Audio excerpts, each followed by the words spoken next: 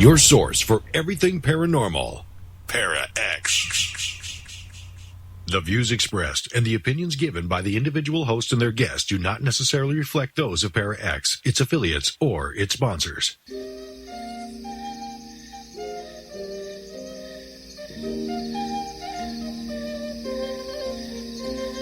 the circle be open but unbroken. May the peace of the goddess be ever in your heart.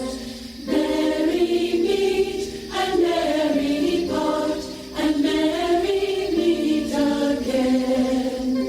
May the circle be open but unbroken. May the peace of the goddess be ever in your heart.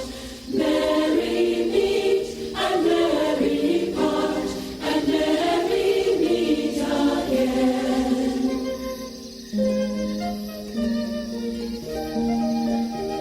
Welcome to Stirring the Cauldron on the Para-X Radio Network. And now, here's your host, Marla Brooks.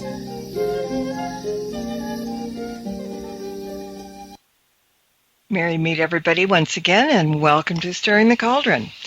Tonight we're going to be talking about Ozark Folk Magic with my guest, author Brandon Weston. Now, Brandon's a spiritual healer, a native plant herbalist, a folklorist, and writer who lives in the beautiful Arkansas Ozarks. He's an Ozarker through and through, and because it's the land he was born, the land where his parents and grandparents were born, as well as many more generations before that. Now, I've done several shows on different types of folk magic here and there. A couple of weeks ago, we talked about American brujeria. We've also talked about Appalachian conjure, old-style conjure, backwoods witchcraft, to name a few. And while they're all diverse in some aspects, they all are practices that go back generation after generation. While all folks were healers and practitioners, no matter how different their practices are from the others, they have one thing in common. It isn't a religion or a hobby. It's a lifestyle. So Brandon is here to talk about his book, Ozark Folk Healing, and we'll gladly answer any questions that you might have, but only if you're in the Para-X chat room. And you can be if you come over and join us at paraxradionetwork.com. So Brandon, welcome to Stirring the Cauldron. All right, thank you for having me. It was one of those books, and I'm going to, right off the bat, I'm going to warn everybody that this is going to be one of those shows that I need 2 hours long because there's so much that I want to cover, and we're not going to be able to. So we'll be probably jumping around topics that really caught my eye and piqued my curiosity. So I think we need to get started. All right. So part one of the book, which is the first 7 chapters, talks about mountain heritage, healing tradition, basics of Ozark healing, and some specific healing methods. And then part 2 deals with plants for healing, animal tools, and all that kind of stuff. So some of the folk terms you use include yarb doctor and power doctor, granny woman, and goomer doctor. That's my favorite, the goomer. And those are titles that all come from within the old Ozark folk healing tradition. And there are some specialists also, like wart charmers and thrash blowers and blood stoppers, to name a few. A patient might not know which type of doctor to see. So is it kind of like Western medicine when you go to your primary physician who then might send you off to a specialist, or how does it work? Yeah, traditionally that's kind of how things happened. So, before we get started with some of the talk, there's a separation between the old Ozarks and the modern Ozarks. And so traditionally in the old Ozarks, there would be generalist healers, specialized healers, and you might just have a problem. Maybe the problem is something immediate and serious. I cut off my finger with an axe or, something like that, or a fever or, some stomach problems, something like that. And you would kind of know the person in the community to go to. It was somebody that, worked with plants. Maybe they knew things which is kind of a euphemism for someone with magical power or the gift. And so generally what would happen is if you had a physical ailment, you went to a physical doctor. So you went to somebody who worked with plants, who worked with remedies. Amongst the physical remedies, we also have prayers. So the famous blood-stopping verse in the Bible, which, blood stoppers have used to help with cuts and wounds, things like that.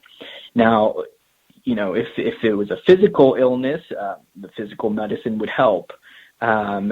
When the illness persists or when the problem gets worse, then the physical doctor might send you to somebody that does magical things or knows how to, use certain divination methods to find out exactly what is happening underneath the surface.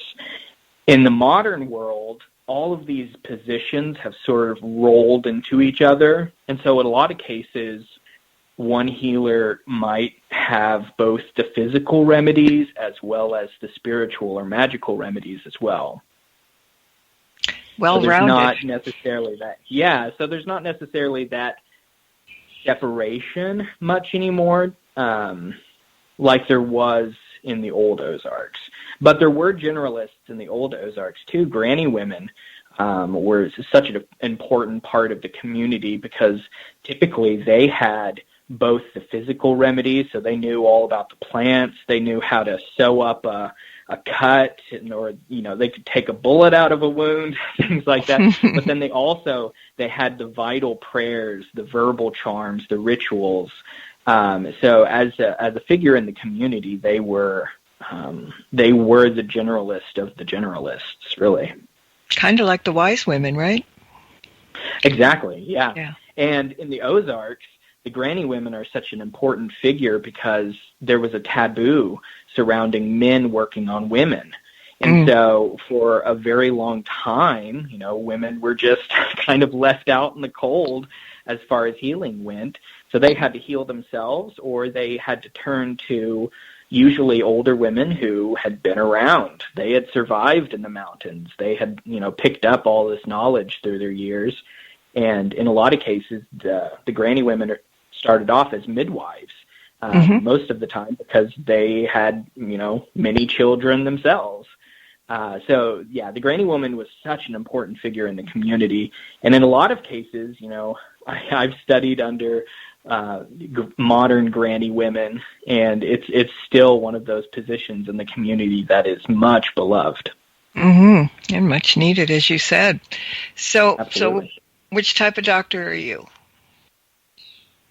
Well, I guess I consider myself more on the spiritual side. So I kind of align with the power doctor. I use a lot of prayers and verbal charms. I make amulets, things like that. I like to think of myself as providing that other half of the healing process. So when clients come to me, I always ask them first, well, have you seen a regular doctor? Have you seen have you gone to therapy a little bit, or things like that? And then if they want to seek out what I do to provide that spiritual side of the healing process or that magical side, then I'm happy to provide. I work a lot with plants too. Herbalism is not really my strong suit, but what has always really fascinated me and sort of where I found myself fit in was all of the weird stuff. So all of the hidden practices, the secret rituals, things like that. And traveling around the area collecting information, that was the stuff. If I could find somebody to tell me one of those rituals, that was gold to me. And still is. I think that part of Ozark folk healing has been so underrepresented. We've had people talk about plant cures, home remedies, healing with food and, folk diets and things like that. But, not a lot of people are talking about Ozark spiritual practices, magical practices. And so that was really one of the points behind the book, one thing that I really wanted to emphasize was that there are all these other practices that sort of complete that healing process. They work on, the mind. They work on the spirit, where these other medicines work on the body. They work to help heal that too. Yeah, and that makes good sense because, people that get physically ill can either make themselves better or worse mentally. If they're if they're, not tolerant to pain or something like that. And the spiritual aspect goes in there too. Having faith helps, a physical thing. So the three things it's like the trilogy, the great trilogy. There's three different types of illness, and it all joins in. Whether you have one, you have the other two, kind of, no matter if you're trying to or not. But you were just talking about being apprenticed by the elders, but in the book you were talking about apprenticing in the other world, and that heading caught my eye. So can you explain that, please? Yeah, so that's one of those weird areas that I love talking about, but I always have to kind of judge the crowd that I'm talking to. Am I at a museum where maybe the weird stuff isn't what they want to hear? But that's really one of those areas that I personally, on a personal level, have connected to. Apprenticing in the other world is connecting to the spirits of nature, connecting to the ancestors, connecting to the little people, which are the Ozark word for the fairies. Which is this blended tradition from Europe and indigenous peoples into this sort of amalgam of these animistic spirits. And so healers in the past have been very reluctant to share practices like that, practices that deal with the other world and the spirits, because at one point it was, associated with witchcraft, and witchcraft was always associated with evil. Nowadays, I've found that healers who do connect in this way, connect to that sort of magical landscape around us, they are, more likely to talk about it. They're more likely to be excited about it if somebody's excited with them. Personally, a lot of the work that I do is connecting to that other world. So connecting to the spirits of the land, not just in a sort of honorific way, but interacting with the spirits of the land and the ancestors as collaborators, as entities that can help, that can bring in cures that maybe I, haven't even thought of. So working in that way, I think, is a very good way of pinpointing exactly what needs to happen. Because a lot of times, when I'm working with a client, they're bringing in all of their stuff, but I'm bringing in a whole lot of my stuff too. And so working with spirit guides, with guardians, with my own ancestors and the spirits I've encountered on the land, they are very to the point. They are very good about cutting through all of that and say, no, this is all distractions. You need to go in this direction. Or bringing in, a ritual that maybe I hadn't even thought of before. A lot of the rituals that I use, maybe not on a daily basis, but certainly pretty often, they were inspired by these moments, these encounters with the spirits. And, they were rituals that I may have never discovered on my own, but there's this wealth of knowledge hidden in the landscape itself that, you just have to go out there and have ears to listen and eyes to see it. Yep, and my listeners, I would guess a great majority are talking to spirit guides and talking to people on the other side and believing in the elementals and the fae and everything. I mean, I've got great listeners. So, you're talking to people that are appreciating hearing about that, just so you want to know. Yeah. All right, so that's been a huge area of Ozark folk belief and spirituality that really has been hidden, and it's been hidden for good reason. Just because traditionally rural culture around here has been so conservative that if you have this sort of alignment to the spirit world, you might disguise it behind being pious. So people would talk to spirits, but they would say they were talking to angels, and that was, of course, completely okay with the community.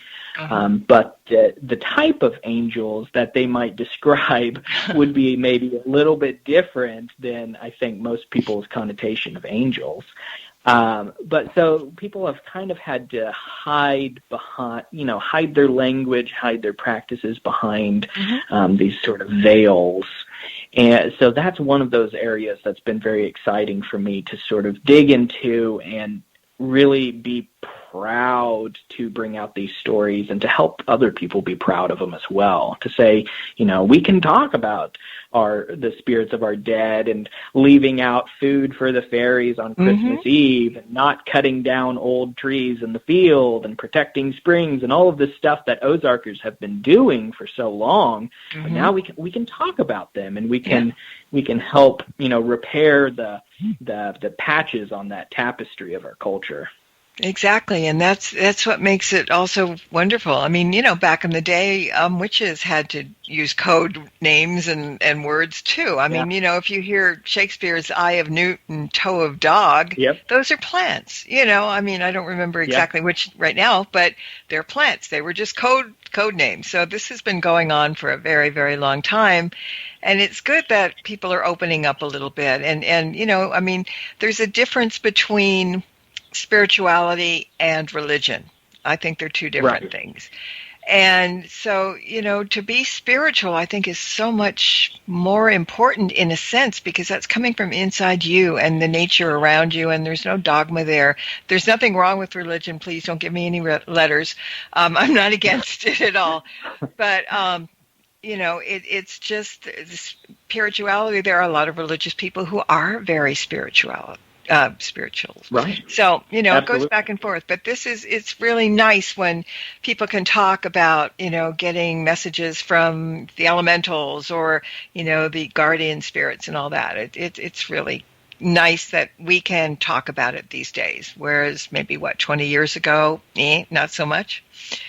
So, yeah. Right. Yeah. I mean, it's definitely exciting, especially, my generation. I'm in the millennials, and it seems like, even millennials in the rural Ozarks, we're all very excited about these things. People are reconnecting to their heritage, their folk ways and things like that. And so I think that, at least from personal experience, I've seen that my excitement is bringing it out of my family. So my older family that may not, want to talk about things as much, my excitement about the culture is bringing that excitement out of them as well. So it's contagious, and I like to see that.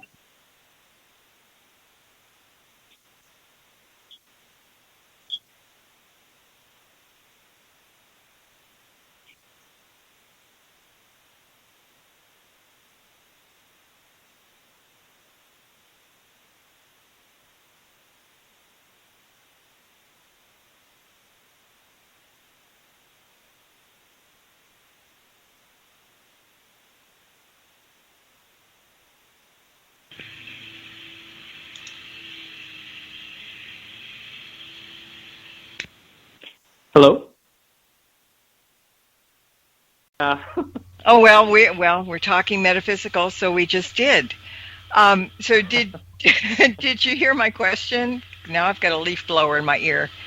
But That's okay. No, no, it's not okay. I can't hear you. Let me put on thing. But did you hear me? I was asking if your work is a living tradition. One that Ozark healers have been doing for hundreds of years, but there are many different cultures and different traditions represented in the Ozark folkways. So what are some of those common things? And as different as they may be, too, do they all have a really kind of common denominator? Yeah, I like to think about, it's an evolving culture, and it kind of has always been that way. So Ozark people come from mostly from the Appalachians, and before that mostly Scots, Irish, and German, and also we have a bunch of Cornish, we have Welsh, we have French, we have Spanish, we have all of these little pieces, as well as the indigenous influence and the African influence to the culture as well. And so I like to think of it as an evolving tradition. Every time we come across a new practice, we test it for ourselves. As one healer told me, if it works, it works. And so healers, especially today, tend to be very eclectic. So I've met healers that incorporate in Reiki, incorporate in Chinese traditional medicine, acupuncture, cupping, and that's kind of always been around. So in the old days, you had healers working with native plants. Well, how did they figure out how to use those native plants? It was through interactions with people that, had been on this land for thousands of years and knew about the plants. So the practice has always been sort of evolving and changing and bringing in new pieces and parts that work and throwing away pieces that don't. But what I have found is that there is this heart, there's this core to the practice, and that is really in the connection between the individual and the land. The land is very important to Ozark folk healing and magic. It provides us our medicine, but it also provides us with those otherworldly encounters to show us things that, we missed. So that is really a core part of this foundation, that individual's connection to not just the physical landscape, but the spiritual landscape, the what's behind the veil in the landscape. Mm-hmm. So maintaining that balance with the landscape is extremely important, and I think that influences a lot of practices. So there's this idea that has persisted throughout Ozark traditional healing that, if you heal, you have to give back in some way. So there's always a sacrifice required for healing. And so traditional healers, even if they're, reciting a verbal charm or something for a fever, privately, they might, go out and water some plants, or they may give something to the land, or they may give something to their ancestors, or even just we see through just the spiritual development of the individual. So by healing people, you have to recharge your batteries, so to speak. And so, that's why a lot of healers have been very pious, very spiritual people, because that is a way for them to connect to their own path, to their own gift, as they are giving away some of that power to others. Yeah. Now, you have collected a lot of stories in the book, but you wish that you could have collected more from family before they passed on. And you said right. Sometimes it kind of haunts you that you could have learned so much more from them. And lately I've been doing a lot of thinking along those lines too, and sometimes want to kick myself for not asking questions that are not having any available answers, because everyone with the answers has already gone. I think that's one of the biggest mistakes that we do, is not to realize until it's too late, whether it be magical or even mundane lives in our elders and ancestors. But so when you were a kid, were you just not interested in healing and the like? And when did you kind of decide to start practicing and taking it seriously? Well, oddly enough, I was a weird kid that was interested in all of this stuff. Yeah. I just didn't know how to connect it to my family. And so I was experiencing Ozark culture just as day-to-day life. I didn't know that it was, any different from anybody else's life. I was a kid that, spent most of my summers out in the woods. My parents still live out by the lake, and I go out there and sit on the land and everything, and it's great. But I was a kid that, would gather wild plants, and of course I didn't really know what they did at the time, but I would make potions and all these brews and things like that. And so I really did have this sort of connection, although I couldn't really explain it. But really, it turned into something interesting for me in college, and because that's when I took a folklore class and read Vance Randolph, who's probably the most famous Ozark folklorist. Mm-hmm. And so when I read his book, every time, it seemed like every page I would find something that he collected in the 40s that was a part of my family. Stories about like the hoop snake, which is this sort of fantastical Ozark creature, and just different stories and things. I had a great uncle who was a wart charmer. He could buy warts off of people, and he would give you a penny or a dime for them, and they'd disappear off your skin. And Vance Randolph talks about those. He talks about wart charmers. He talks about wart buyers. So it was this moment. I remember sitting in the library reading this book and just having this sort of knot in my stomach, because I realized that there was something here. There was something underneath all of this, and I had to figure out what it was. So by then I was interested in herbalism. I was interested in, Eastern medicine. I was interested in metaphysical practices, witchcraft, things like that. And so I wanted to really rediscover my own family traditions, but then I really wanted to see the state of the Ozarks today. I really wanted to know if these practices had died, if they were still around. Are there still healers out there? Mm-hmm. And what I found was more amazing than I could really have ever expected, but it wasn't really what I thought it would be. I thought I was going to go out and find healers that were working exactly as Vance Randolph had described in 1940. Mm-hmm. And that isn't what I found. What I found was living modern healers that were amazing people, but working in such a variety of ways that, harkened back to our roots, our Ozark tradition, used a lot of practices from that deep foundation in the earth, mm-hmm. but heightened everything, brought in new things, amazing things, and also a lot of connection to the spirit world and being spirit-led. So that was, bringing out practices in people that I don't think Vance Randolph could have ever expected. No. So it really was such an experience for me. It was such a validating experience as an Ozarker to sort of be able to remove myself from that hillbilly stereotype, mm-hmm. and to show that the culture here is deep, it's profound, it's spiritual, it's magical, and it keeps growing and evolving. It's never stopped, even though, the writers stopped recording it. Mm-hmm. So, yeah, people always say everything old is new again, but when you mix the old and the new, it's its own practice.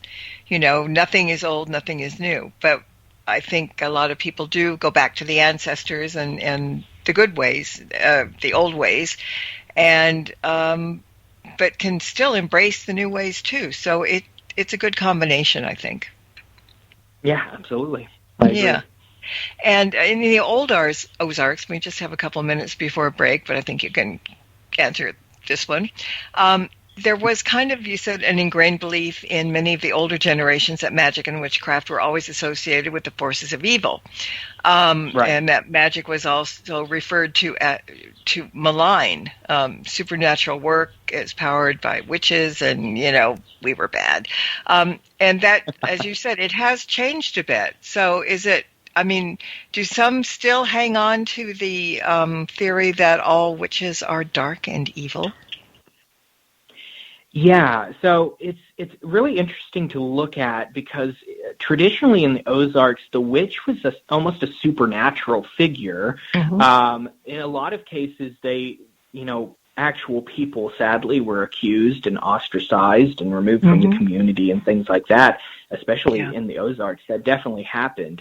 But for a lot of magical practitioners, the witch was a figure that, could go invisible and invade your dreams and lived in these swamps and on these mountains. They sort of were these fairy tale creatures. Mm-hmm. What really was so detrimental to traditional culture in the Ozarks wasn't the stereotypical fairy tale witch. What was really harmful was, the 80s and 90s, the satanic panic. Uh-huh.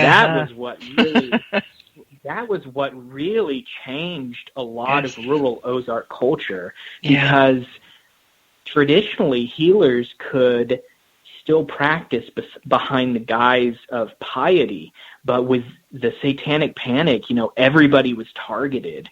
And Yeah. so you had, I've talked to church ladies who, prayed and healed using Bible verses, who were very nearly run out of their church because of what they were doing.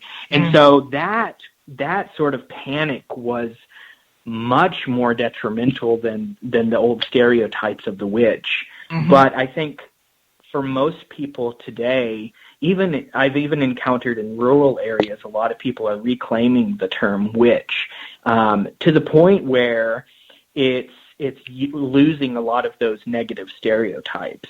So Mm-hmm. people can jokingly refer to, the local healer as the village witch, or the local witch, or a witch woman, things like that. And there's no real risk of the same sort of ostracization and outcast and all of that, like we used to have.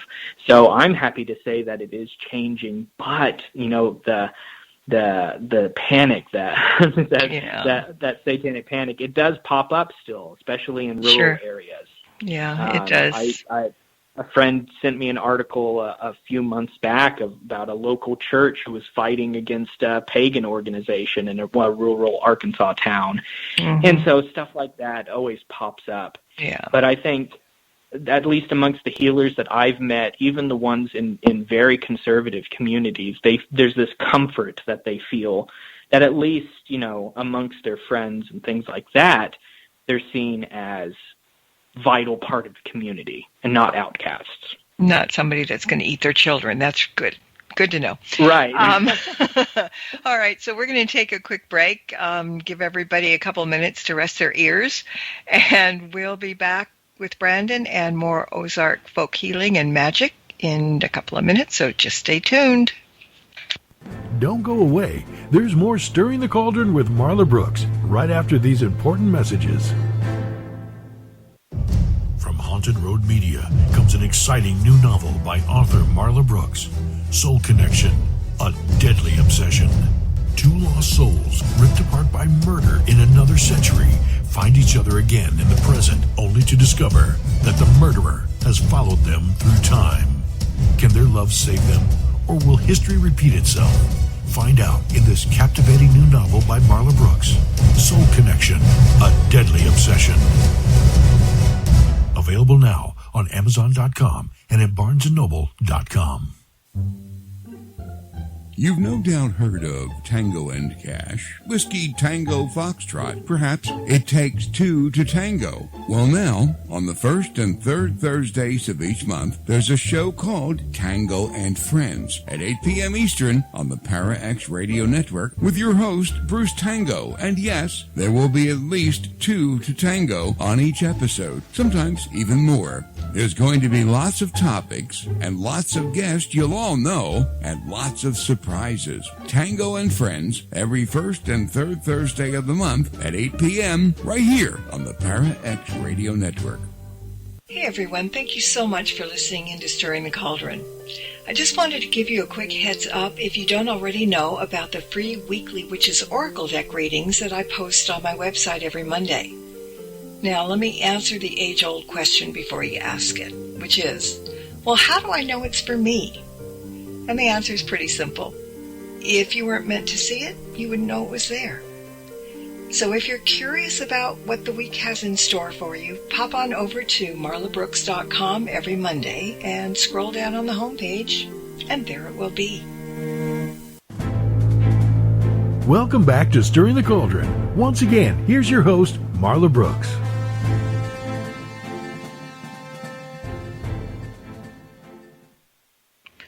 Tonight we're talking to Ozark Folk Healing and Magic author Brandon Weston. And I'm going to say this again. The book is so fascinating. I've got so many things I want to talk about, and the hour goes by way too quickly. But anyway, all right. I'm going to throw another question at you. I was reading about the Ozark theory of illness and found it interesting that, as we were talking before, it's divided by source, not by where it sits in the body. So that's right. Again, kind of want to talk about it. So some things that are considered to be physical may just totally be medical, and spiritual or mentally things. How do you determine? I mean, because I'm sure you're not using X-ray machines and CAT scans and, blah, blah, blah. Right. So how do you determine whether something is actually a physical problem or, maybe a fear problem, anxiety problem or something? Mm-hmm. Well, traditionally the process was you first sought physical cures before you sought magical cures. And so typically what people would do was they would turn to home remedies. They would turn to the yarb doctor, the granny woman, to provide herbal remedies or, these other physical sort of medicines. It was only when the illness persisted after. So, even though I'm drinking this tea to lower my fever just keeps going, or it gets getting worse. And so then maybe stronger medicines would be used. But, magical illnesses are really defined in the Ozarks by their persistence. They just, sort of stick with you. And so then somebody who knows about magical illnesses might be consulted. And typically, traditionally in the Ozarks, they would use divination methods. So they may use dowsing rods or a pendulum to locate certain illness in the body. And they would use very specific wording with their questions. So they would ask questions like, where is the magical illness in this body, or something like that. And if no magical illness is there, the divination method won't respond. And so, there's tons of these sort of divinatory diagnosis methods. Sometimes people use fire or smoke, observing certain signs in smoke and flames next to a patient, or they may look through, in one case, the healer looked through this blue glass bottle, and he would hold a candle out next to the patient, and he would run it from head to toe while looking through this blue glass bottle filled with spring water, and he would observe the way the light moved. And if the light became dim in a certain place, there was a blockage, or there was some evil or hex sitting there. And then if it spread out, that place was clear. And so these divination methods would point to certain magical illnesses. And then, magical remedies would come after that, rituals, prayers, things like that to address those illnesses. Today, I work in a little bit different way. I always recommend, if somebody comes to me needing healing, I always recommend they seek medical attention first. But I'm happy to, perform a ritual for them or help them sort of, concoct their own ritual to engage with their healing process. So for me, I deal mostly with the strange things, the fear, the anxieties, the people that are haunted or cursed. Cursed. I don't know how many haunted barns I've been to, things like that. And so that's kind of where I find myself fitting in as that sort of the spooky specialist, Mm-hmm. where once all of the physical stuff has maybe been ruled out, then we can talk about maybe how to address it in a little bit different way. But I find part of my role is really aligning with modern medical techniques. as well. And I think that's a really important area. It's actually foundational within Ozark healing. Ozarkers have always kind of had this fear of modern medicine, but they've also been very quick to adopt certain medical practices as a part of their own, because again, if it works, it works. So I one of my favorite healers, she had a thriving business, and all she did was people would bring her prescription medicines and she would pray over them. And so she would, and that's what she did. She blessed them, and then people were reporting that they only had to take it for a certain amount of time, and they were healed, and all of this other stuff. But I say that, that's all she did, but that's such a profound thing to do, to both accept that people need medications sometimes and procedures, but then also realize that, hey, I have this gift, and why not use it to help people alongside of this other? So traditionally, the medical process was start with the physical stuff, and then if the illness persisted, seek a magical cure. And of course, at the end of that, if the magical cure doesn't work, typically people wouldn't go back to the physical cures. They would repeat magical cures, or they would go deeper with magical cures to the point where there are some rituals for removing very persistent curses that involve, burying a person overnight and then giving them a new name, giving them new clothes, moving out of town, things like that. Hiding from the spooks. Okay. Yeah, which can be, very powerful. But I think, I've never had to bury anyone like that. Luckily, Good. But there's a lot of those, and I think traditionally the thought behind it was, you start with the simple stuff and then go deeper as needed. Yeah, well, there was a question in the chat room that came in that addresses kind of this. She wants to know at what point do they consider calling in a doctor? I guess a regular practitioner. I think most people would start with that today. I think one of the things that I observed as I kind of traveled around was that sadly, a lot of the healers, they don't have as many clients as they once did, which, for the people that I've talked to, it's like if you have a gift, the people that need you will find you. And that kind of is what I heard across the board. But most people today will start with the doctor, and then if things, get spooky or intense, then they may seek somebody who knows things. And that's kind of been the situation for quite some time since, pharmacies and country doctors came in the mid to late 1800s. More and more people had access to medicine. So people would usually start with the country doctor or the pharmacist or the local herbalist, and then if they needed to, they would seek somebody who knew things. All right. So as you said, herbs and plants are playing a pretty big generally part in the healing process, and that's in part 2 of the book, All the Good Plant Stuff. And you list many of them, along with uses, cautions, preparations, medicinal things, magical things, and each one, this is really very cool.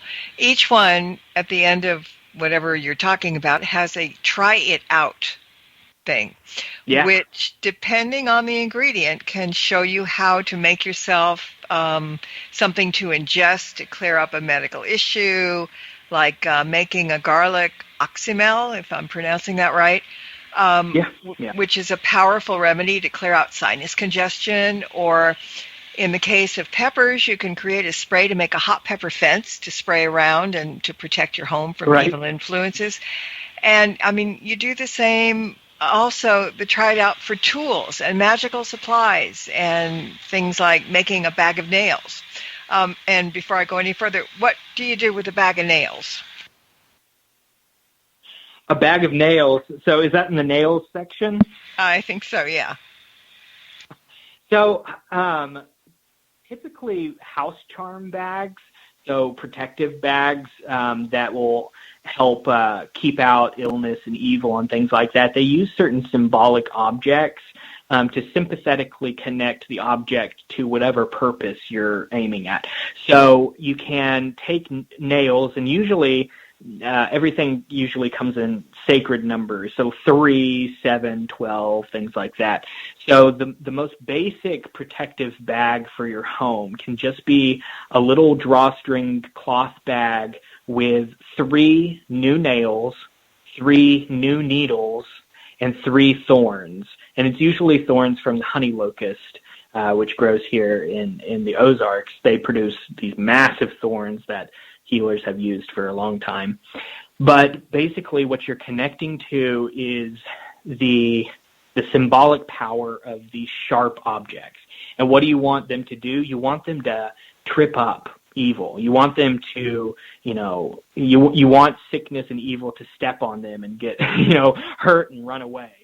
So at its most basic level, connecting symbolically to these objects, a bag of nails, you can, hang up as a protective fence. People have also used lengths of greenbrier vine, which has these thorns on it, or even metal barbed wire. Cut pieces of these and hang them above your doors to create this sort of symbolic fence to keep out evil, so that it, if it tries to pass, it's going to get caught up in the nails, or it's going to get caught up in these briars. That's pretty much like witches' bottles that we make with the sharp objects, and we either bury them under the hearth or somewhere, where nobody's going to see it. And I'm still laughing to this day because when I left my house and moved on, I left a witch's bottle in the front yard buried. And I can just imagine when the landscaper came in and, saw that, that would be a little scary. But then I also left a gate with a big pentagram on it, too, so maybe they could figure it out. I actually think they have the church come and bless the property. I really do. But, so a lot of your practices are very similar in nature to some of ours. And, Yeah, absolutely. Because a lot of the ancient influences, we might have branched off at some point, but we kind of have common ancestors in a lot of these practices. In the Ozarks, we don't really have the bottles. Most people use bags, or they'll fold up objects in pieces of paper. But a lot of houses, cabins have been renovated, and people have found these charm bags in the walls, plastered over in the walls and things like that. So we also, we have our traditions of, we usually hang them up on the inside of the house near the front door and the back door.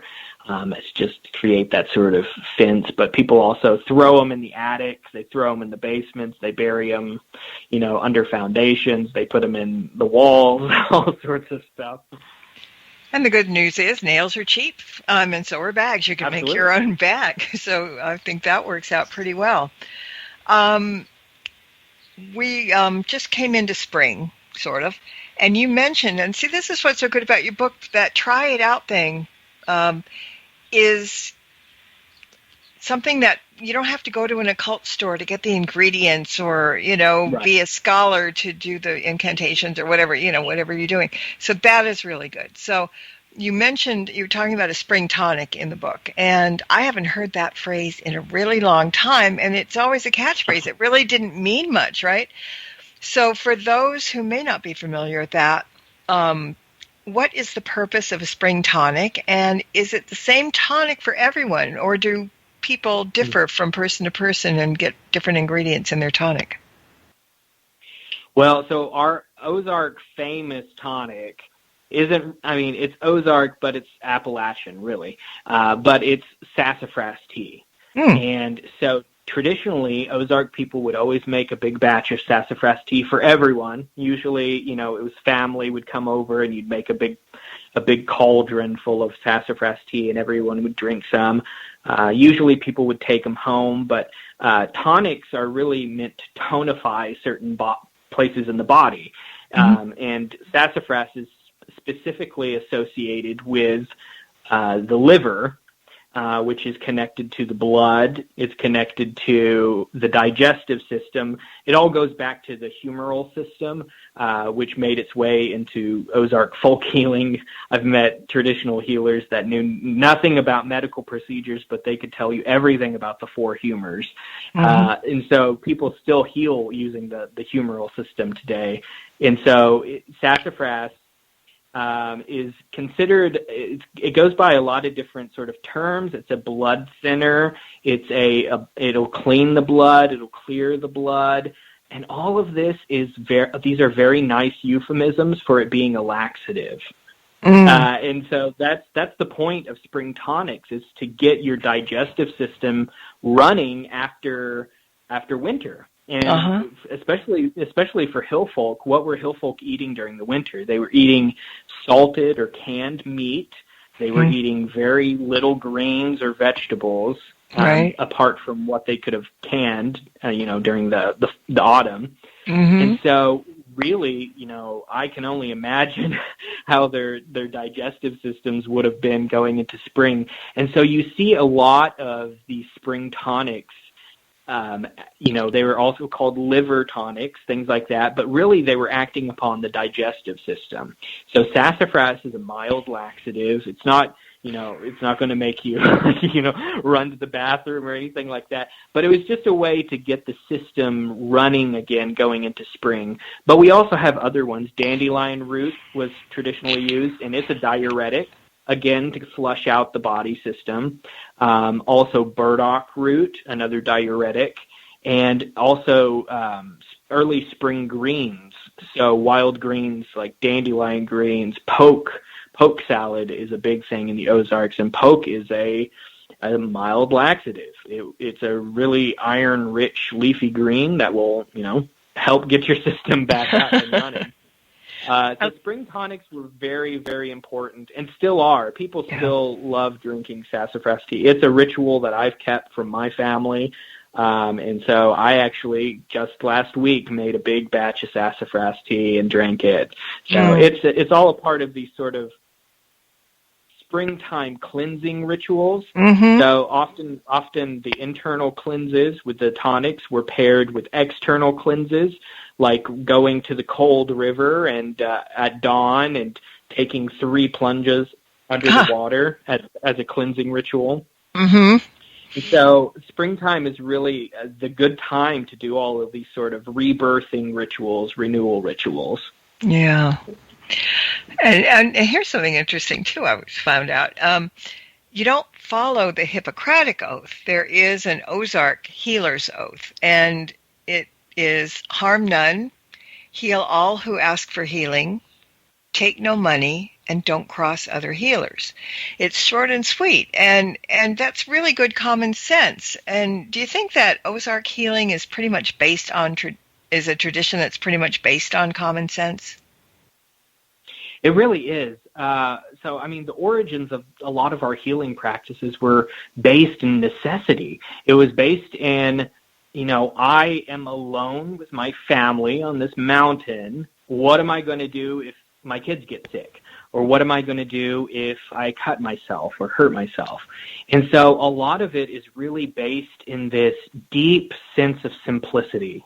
And that's one of those foundational things I always like to talk about, is this idea of simplicity. So you use what's at hand. You use what you can gather on the land, what you can grow, what you can repurpose from inside your house.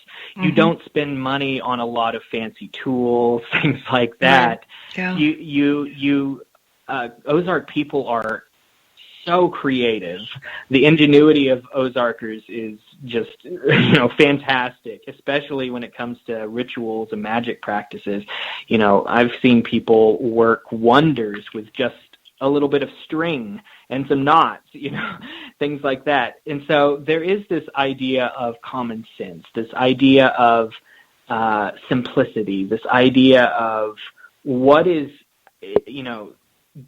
saying what you need to say with 2 words rather than 4. I met a healer one time, and she gave me the probably the best piece of advice as a fellow healer. She sat me down and I was talking to her about ritual objects because she had this set of spoons with crosses burned on them that she used to stir medicines. And so she sat me down and she said, as a healer, you should be able to do everything you need to do in a completely empty prison cell. And that has always stuck with me. This idea that the power, at least from an Ozark perspective, is in me. It's in you. Yes. It's in the individual. And connecting to certain magical correspondences, to tools, to the moon phases, to the zodiac, that is all adding energy, this natural power to the spell. But at the most basic level, it's you and your magic. And that's all you need. Mm-hmm. Well, I wish my magic would stretch this hour out, but it's not going to. So there's so much more, I said this 3 times. There's so much more I want to talk about, but perhaps you need to come back. And I would love to. Maybe even to talk about more of the try it out things, because that's really good interactive stuff and people can do it and get some idea about it. But for right now, I want you to give out your website so people can find out more about you and your books and your events and your services and whatever else you have up there.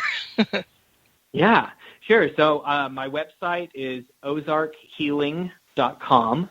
I also have a Facebook page, Ozark Healing Traditions, and an Instagram account at Ozark Healing Traditions.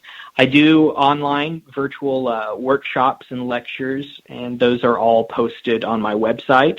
I also offer remote and in-person healing, and so those are also offered on my website if anyone's interested in contacting about that. Okay, well, thank you so much for joining me tonight. I mean, this is fantastic, and I really got my nose in the book, and I had to pull it away to get other things done. And so I'm going to put my nose back in it tomorrow probably. And I want to thank everybody for listening in tonight as well. And we're off. So until next time, everybody, blessed be and merry meet again. Good night. Circle be open, but unbroken. May the peace of the goddess be ever in your heart. Merry meet and merry part, and merry meet again. Merry meet again. Merry meet again. Thank you for tuning in to this episode of Stirring the Cauldron with Marla Brooks. Please join us again next week at the same time for another great guest and more cauldron stirring. Any rebroadcast or other use of this program without explicit permission is strictly prohibited.